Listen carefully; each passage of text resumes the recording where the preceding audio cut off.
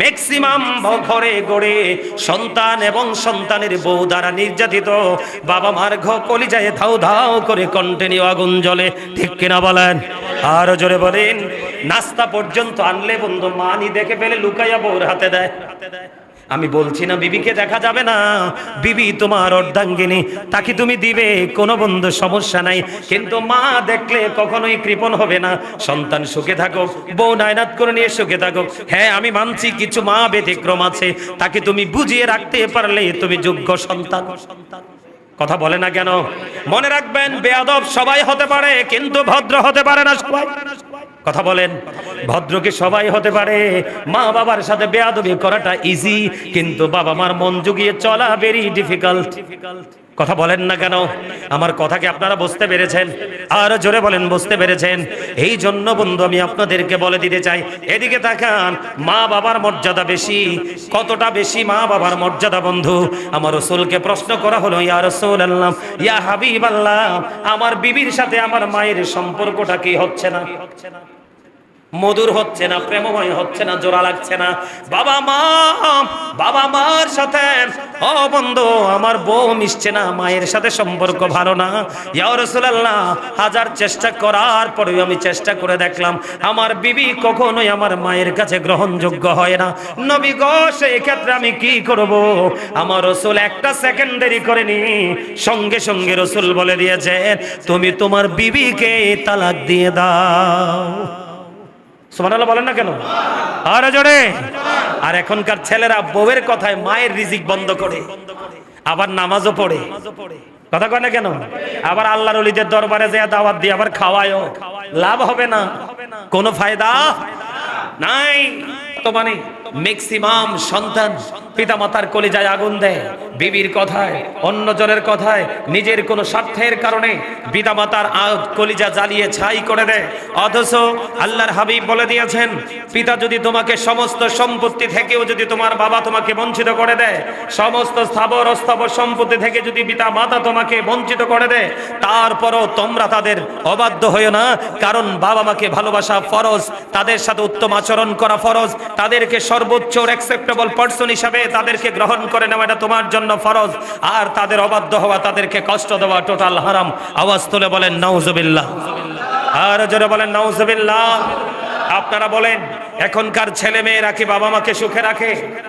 Maximum সন্তান, বিশেষ করে আমাদের এই বাংলাদেশের একটা ট্র্যাডিশন চালু হয়েছে, ছেলে যদি শিক্ষিত হয়, ছেলের লেভেলে আরেকটা বউ বিয়ে করে নিয়ে আসার দুই শয়তান মিলে পিতা এবং মাতা দুজনের ঠিকানা করে দেয় সবচেয়ে লয়েস্ট প্লেস, সেটা হলো বৃদ্ধাশ্রম। ঠিক কিনা বলেন? আর যারা বলেন। এই জন্য আমি আজকে পিতামাতা নিয়ে আজকে আমি কি করতে চাই, একটুখানি আলোচনা করতে চাই, আপনাদেরকে একটু আলোচনা শোনাতে চাই। আপনারা কি আমার কথা বুঝেন? স্পষ্ট বুঝতে পারেন? অসুবিধা হয় না তো? আর যারা বলেন আল্লাহ কি বলেছেন? আল্লাহ ফার্স্ট টাইম বলেছেন তোমরা আল্লাহর ইবাদত করো। কি করো? আরে মুখে বলেন, কানে শুনলে হবে না, মুখে বলতে হবে। তোমরা কার ইবাদত করো? আল্লাহর ইবাদত করো। এটা কে বলেছে? এরপরে বলেছেন ওয়ালা তুশরিকু বিহি শাইয়্যা। এরপর আল্লাহ বলেছেন আল্লাহর সাথে কোনো কিছুকে শরীক, কাউকে তুলনা করিও না, কারণ আল্লাহর সাথে কারো তুলনা চলে না। তিনি অদ্বিতীয়, তিনি লা শারীক, তিনি আহাদ, শেষ নাই। এরপরে বলেছেন ওয়াবিল ওয়ালিদাইনি ইহসানা, মা বাবার সাথে ভালো আচরণ করো। আমি আবারও বলে দেই, পিতামাতা যদি আপনাকে সব কিছু থেকে বঞ্চিত করে দেয়, তারপরও আপনি বাবা এবং মায়ের অবাধ্য হতে পারবেন না। এখন এমন অসভ্য সন্তান পৃথিবীতে দিন দিন দুনিয়াতে আসছে, আপনার কিঞ্চিত পরিমাণ বাবা মার সাথে হিসাবে না বললেই কিন্তু তাদেরকে চিরতরে তালাক দেওয়ার চেষ্টা করে। ঠিক কিনা বলেন? আর যারা বলেন। কিন্তু এর মধ্যে কিছু সন্তান আছে হাজার ত্যাগের বিনিময়ে পিতামাতাকে সুখে রাখতে চায়, হাজারো যন্ত্রণার আড়ালে নিজেকে লুকিয়ে রেখে পিতামাতাকে চতুর্দিক দিয়ে সুখ শান্তিতে রাখতে চায়। ওই সন্তান হলো পৃথিবীর শ্রেষ্ঠ সন্তান। এই সন্তানই হবে কাল হাসরের ময়দানে আল্লাহর নিয়ামত প্রাপ্ত বান্দাদের মধ্যে অন্যতম বান্দা। আল্লাহ আমাদেরকে সেই বান্দাদের অন্তর্ভুক্ত করেন। সকলে বলেন আমিন। আর জোরে বলেন আমিন। তাহলে আল্লাহর কোরআনে আসেনি মা বাবার কথা? তা আপনি অমান্য করেন কেন? আপনি যত বড় সুফি সাহেব হন, পৃথিবীর যত আল্লাহর ওলির সাথে সম্পর্ক থাকুক, পৃথিবীতে যত বড় আলেমের সাথে আপনার সম্পর্ক থাকুক, যদি বাবা মার সাথে আপনার সম্পর্ক খারাপ থাকে, তাহলে আপনার পৃথিবীতে বেঁচে থাকার কোনো উপায়? আরো জোরে বলেন, আরো জোরে। বন্ধুরে আমার, আমার নবী, আপনার নবী, দো জাহানের বাদশা নবী, রাহমাতাল লিল আলামিন, তিনি বন্ধু জানিয়ে দিয়েছেন। হযরত আবু হুরায়রা রাদিয়াল্লাহু তাআলা আনহু থেকে হাদিস কানা বর্ণিত, একজন সন্তান পিতার অবদানের প্রতিদান কোনোদিনও দিতে পারে না। ও বন্ধু, এই জন্য আমার রাসূল জানিয়ে দিয়েছেন, যেই সন্তানকে আল্লাহ, যেই সন্তানকে বাবা সহ্য করতে পারে না, যেই সন্তানের প্রতি বাবা বিরক্ত, যেই সন্তানটা বাবার অবাধ্য, আমার রাসূল জানিয়ে দিয়েছেন এই বান্দার প্রতি আমার আল্লাহ, এই বান্দাটা আমার আল্লাহর অবাধ্য, বাবা সহ্য করে না, আমার আল্লাহ কোনোভাবেই সন্তানকে গ্রহণ করবে না। জোরে জোরে বলুন না নাউজুবিল্লাহ, আর জোরে বলেন না নাউজুবিল্লাহ। ও বন্ধু, আমার নবীজি জানিয়ে দিয়েছে, বাবাকে যদি তুমি কৃতদাস হিসাবে পেয়ে থাকো, তাহলে তুমি বাবাকে পরিপূর্ণ আজাদ করে দাও, মুক্ত করে দাও। জোরে জোরে বলেন না সুবহানাল্লাহ। কিন্তু তুমি তোমার বিবির কথা শুনে, তুমি তোমার শ্বশুর শাশুড়ির কথা শুনে, তুমি তোমার শ্বশুর বাড়ির মানুষের কথা শুনে, অথবা বাবার শত্রু তোমাকে কেউ বাবার পেছনে লেলিয়ে দিয়েছে, ওই সমস্ত মানুষগুলোর কথা শুনে তুমি কখনোই বাবার কলিজায় আগুন দিও না। কিন্তু বাবাকে যদি তুমি কৃতদাস হিসাবে পেয়ে যাও, তুমি বাবাকে মুক্ত করে দাও, দাস বানায়ও না। জোরে জোরে বলেন না একবার সুবহানাল্লাহ, আরো জোরে বলেন না সুবহানাল্লাহ। বন্ধুরে আমার, এই জন্য আমি আপনাদেরকে বলে দিতে চাই, আমার রাসূল বলে দিলেন হতভাগা সে, আমার রাসূল বলেছেন রাগীমা আনফুন সুম্মা রাগীমা আনফুন সুম্মা রাগীমা আনফুন, তিনবার বলেছেন হতভাগা সে, হতভাগা সে, হতভাগা সে। কে গো নবী সেই হতভাগা? আমার নবীজি জানিয়ে দিলেন, কোন সন্তান যদি পৃথিবীর বুকে বাবা মা দুজনকে যদি বৃদ্ধ অবস্থায় পায়, অথবা একজনকে পায়, তাদেরকে ভালোবেসে, তাদেরকে বন্ধু আদর করে, তাদেরকে সম্মান করে, তাদেরকে আদর করে আগলে রেখে, তাদেরকে সর্বোচ্চ মর্যাদা দিয়ে তারা যদি পিতামাতাকে সন্তুষ্ট করে, বন্ধু তারা যদি পিতামাতাকে সন্তুষ্ট করে জান্নাতে যেতে না পারে রে, তাদের মতো হতভাগার কেউ হইতে পারে না। একবার বলেন না নাউজুবিল্লাহ, আর জোরে বলেন না নাউজুবিল্লাহ। কে বলেছে? কথা বলেন না কেন? রাসূল বলেছে হতভাগা সে, হতভাগা সে, হতভাগা সে। তিনবার বলেছে রাসূল। তুমি পিতামাতা দুজনকে পেলা অথবা একজনকে পেলা, তাদেরকে ভালোবেসে, তাদেরকে সম্মান করে, তাদের সাথে উত্তম আচরণ করে তুমি জান্নাতে যেতে পারলা না, তোমার মতো হতভাগা কেউ হতে পারে না। তার কারণ হলো বন্ধু, আমার রাসূল হাদিস শরীফের মধ্যে এসেছে, paradise of the child under the feet of the mother. রাসূল বলেছেন ইন্নাল জান্নাতা তাহতা আকদামিল উম্মাহাতিকুম, তোমাদের মায়ের পায়ের নিচেই তোমাদের জান্নাত। এই জন্য বলেছি বন্ধু, মা বাবাকে ভালোবাসা ফরজ, তাদেরকে কষ্ট দেওয়া বন্ধু টোটালি হারাম। জোরে জোরে বলেন একবার নাউজুবিল্লাহ, আর জোরে বলেন না নাউজুবিল্লাহ। বন্ধুরে আমার, আমার রাসূলকে একদিন কি করলেন, হঠাৎ করে বনু সালামা গোত্রের এক ব্যক্তি এসে বললেন, হে আল্লাহ রাসূল, আমার পিতামাতার ইন্তেকালের পরে তাদের খেদমতে আর কিছু বাকি আছে কি, যা করে আমি তাদের সেবা করতে পারি। তার মানে হলো পিতামাতা চলে গেল আপনার। এর মধ্যে একজন বনু সালামা গোত্রের একজন এসে প্রশ্ন করলো, বাবা মা চলে গেছে গো নবী, বাবা মা চলে গেছে, তাদের চলে যাওয়ার পরে এমন কোনো কাজ আসেনি, এমন কোন কর্ম আসেনি যেই কর্ম আমি দুনিয়ায় করলে বাবা মার সেবা হয়ে যায়। আওয়াজ তোলে বলেন না একবার সুবহানাল্লাহ, আর জোরে বলেন না সুবহানাল্লাহ। ও বন্ধু, তখন আমার নবী বললেন, হ্যাঁ, তোমার জন্য করণীয় হলো তাদের জন্য তুমি দোয়া করবে, তাদের জন্য আল্লাহর কাছে তুমি ক্ষমা চাইবে, তাদের কোনো ওয়াদা থাকলে, চুক্তি থাকলে সন্তান হিসেবে তুমি পূর্ণ করে দিবে রে। ও বন্ধু, তাদের মাধ্যমে যে রক্তের সম্পর্কের যে আত্মীয় স্বজন আছে, তাদের সাথে তুমি সুন্দর গড় একটা কমিউনিকেশন সম্পর্ক তৈরি করে রাখবে। অথবা বাবা অথবা মা, ও বন্ধু, বাবার কোনো বন্ধু, যেই বন্ধুর সাথে বাবা সবচেয়ে বেশি ভালো সম্পর্ক ছিল, বাবা তো আজকে চলে গেছে, ওই বাবার বন্ধুর সাথে তুমি সন্তান হিসাবে এসে সম্পর্ক রাখো, তাহলেই বাবা মার সেবা হয়ে যায়।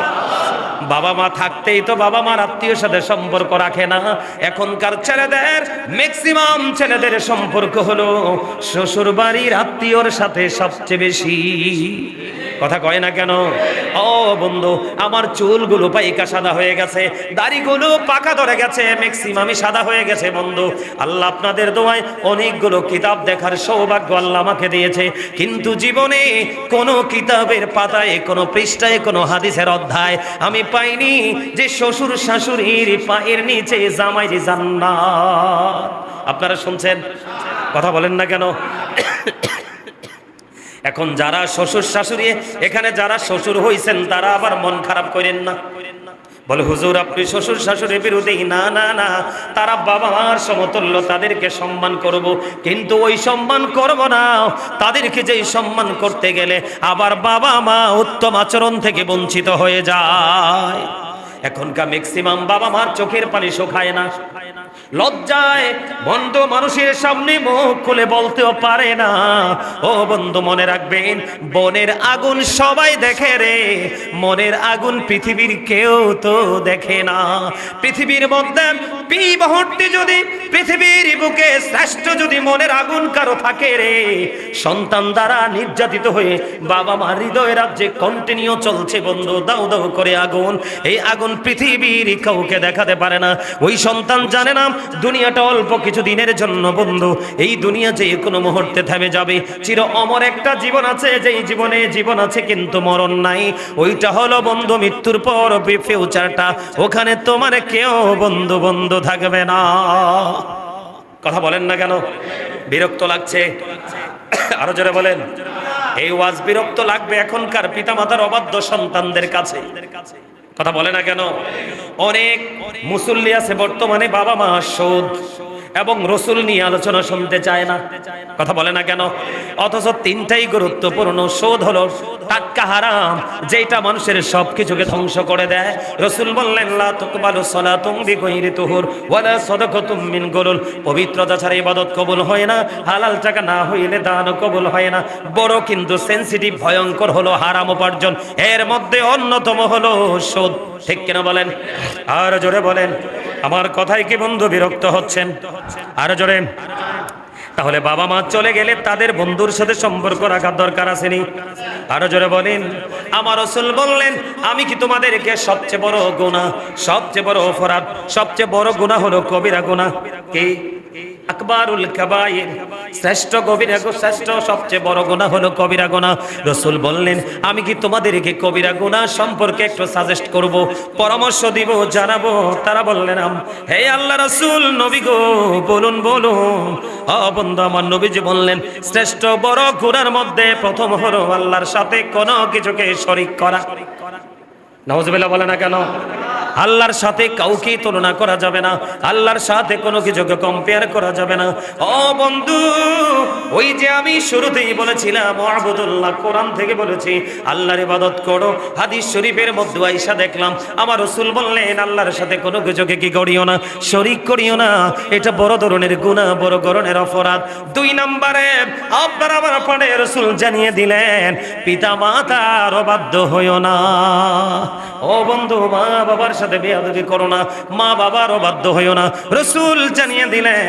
আল্লাহর হাবিব হেলানরত অবস্থায় ছিলেন, হেলান থেকে এবার তিনি সোজা হয়ে গেলেন। সোজা হওয়ার পরে বললেন, উম্মত, আরো বড় 3 নাম্বার বড় গুনাহ হলো কখনো কোনো মানুষকে ফাঁসানোর জন্য মিথ্যা সাক্ষী দিও না, মিথ্যা কথা বলো না। জোরে জোরে কন্যা নাউজুবিল্লাহ। এখন আমরা সবচেয়ে বেশি মজা পাই মানুষকে কষ্ট দিয়ে। কথা বলে না কেন? আপনি দেখবেন গরিব যদি হন, আপনাকে নিয়ে মানুষ উপহাস করবে। কথা কয় না কেন? আর যদি আপনি একটু উন্নতি করেন ভালোভাবে, মানুষ আপনাকে নিয়ে ঠাট্টা মস্করা করবে, বিভিন্ন সমালোচনা করবে। ঠিক কিনা বলেন? আর জোরে বলেন। আর আপনাকে পাশানোর জন্য সমাজের নিকৃষ্ট মানুষগুলোকে ঢাল হিসাবে ব্যবহার করা হবে, কারণ আপনাকে নিয়ে সালিশ বসাইতে পারলেই কিন্তু জরিমানা নেওয়া যায়। আমার কথা কয় না? নেওয়া যায় কি যায় না? এই জন্য বলে দিলাম, আল্লাহর সাথে শরীক করিও না, মা বাবার কোলে যায় আগুন দিও না, এবং মিথ্যা কথা বলো না, মিথ্যা সাক্ষী দিও না। আজকে আমি আমার মুসল্লিগুলোকে, ভাই বাবাদেরকে, মা বোনদেরকে বলবো, পর্দার অন্তরাল রেখে শুনে রাখো, যেই নারী বা পুরুষ মিথ্যা কথা বলে, আপনি মনে করবেন যার কাছে মিথ্যা আছে তার কাছে সব পাপ আছে। কারণ মা যেমন সন্তান জন্ম দেয়, ও বন্ধু, মিথ্যা তেমন সকল পাপের জন্মদাতা। জোরে জোরে কন্যা নাউজুবিল্লাহ। যার কাছে মিথ্যা আছে তার কাছে সকল পাপ আছে। জোরে জোরে বলেন না একবার নাউজুবিল্লাহ, আর জোরে বলেন না নাউজুবিল্লাহ। বন্ধুরে আমার, মা বাবারও বাধ্য হইও না। আল্লাহর হাবিব বলেছেন, আব্দুল্লাহ ইবনে ওমর রাদিয়াল্লাহু তাআলা আনহু থেকে বর্ণিত, আমার আপনার প্রাণের রাসূল তিনি বন্ধু ইরশাদ করেছেন, পিতার সন্তুষ্টির মাধ্যমে আল্লাহর সন্তুষ্টি রয়েছে, পিতার অসন্তুষ্টির মাধ্যমে আল্লাহর অসন্তুষ্টি হয়ে যায়। জোরে জোরে কন্যা নাউজুবিল্লাহ। তার মানে বাবাকে খুশি রাখতে হবে। কি রাখতে হবে? বাবাকে কেমন খুশি রাখতে হবে জানেননি?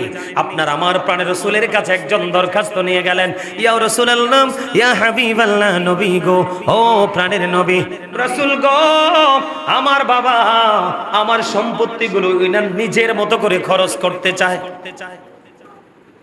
খেয়াল করেন, মানে টাকা কামাই করছে কে? ছেলে। টাকা উপার্জন করেছে কে? সন্তান। ও বন্ধু, রাসূলের কাছে নালিশ নিয়ে গেছে, নবী, নবী গো, ও প্রাণের নবী গো, আমার উপার্জিত সম্পদ আমার বাবা নিজের মতো করে খরচ করে গো নবী, আমি কি করব? এবার আমার আপনার প্রাণের রাসূল তিনি জানিয়ে দিলেন, শুধু তোমার সম্পদ নয়, শুধু তোমার সম্পদ না রে, তুমি নিজেও তোমার বাবার সম্পদ। বাবা যেইভাবে চায় ঠিক সেইভাবে তোমাকে পথ চলতে হবে। কখনো কোনো ধরনের কোনো অজুহাত দাঁড় করাতে পারবা না।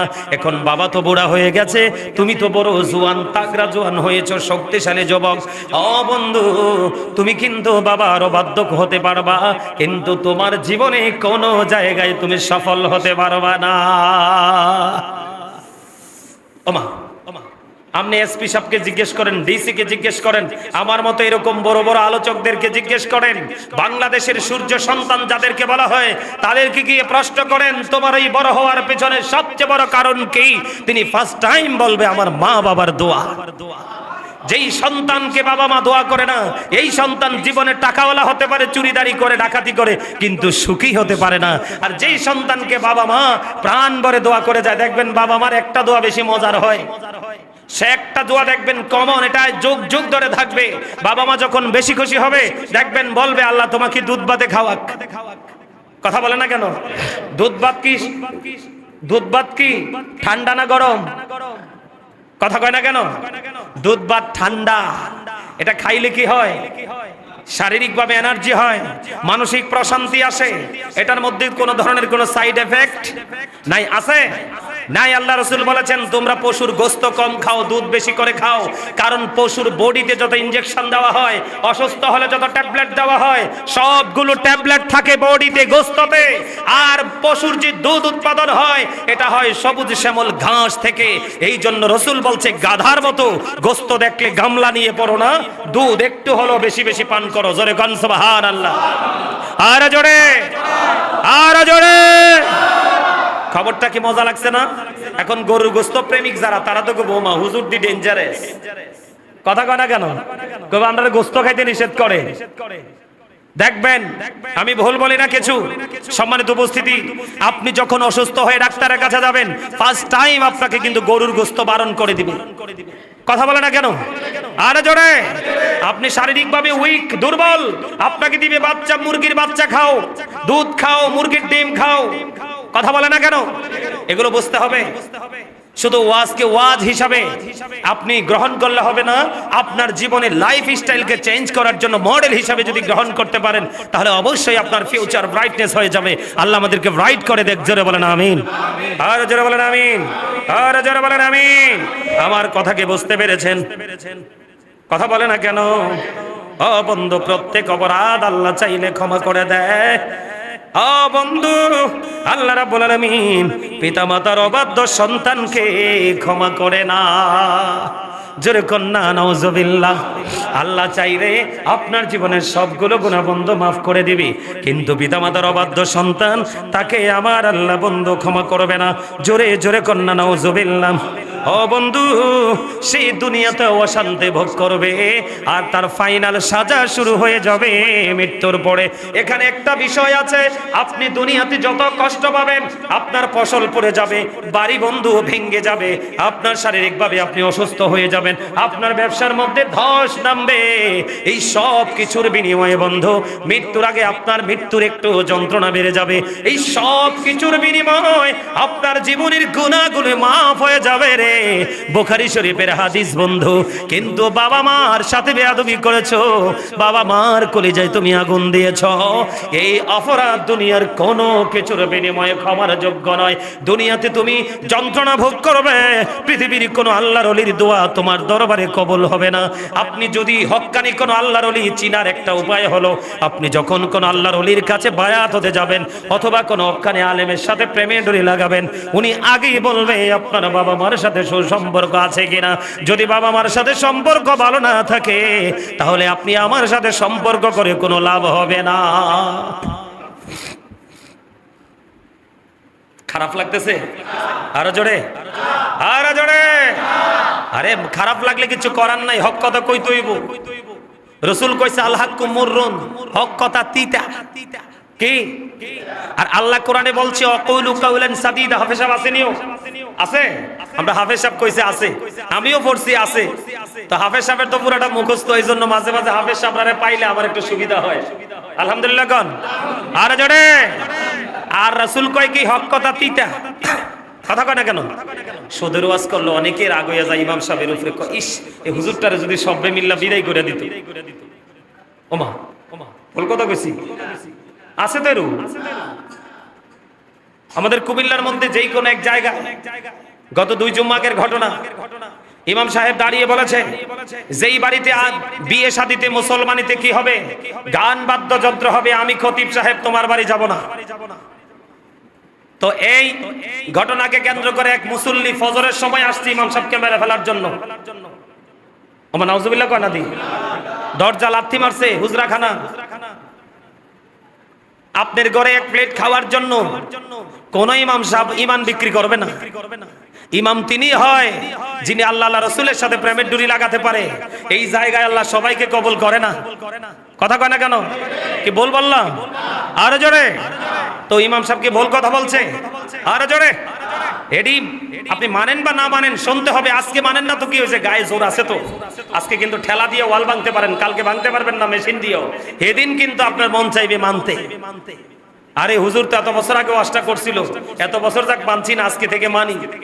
কথাটা এরকম না? এরকম, এটা বাস্তবতা, এরকম হয়তো। কথা বলেন আরো জোরে। আমার কথায় কি আপনারা একমত? আরো জোরে বলেন।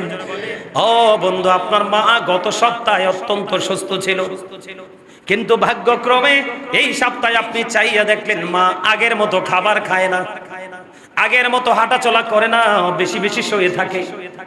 মা খাবার খাইতে আসেন, বাবারে শরীরটা ভালো লাগে না, আমি খাবো না, তুমি খেয়ে নাও।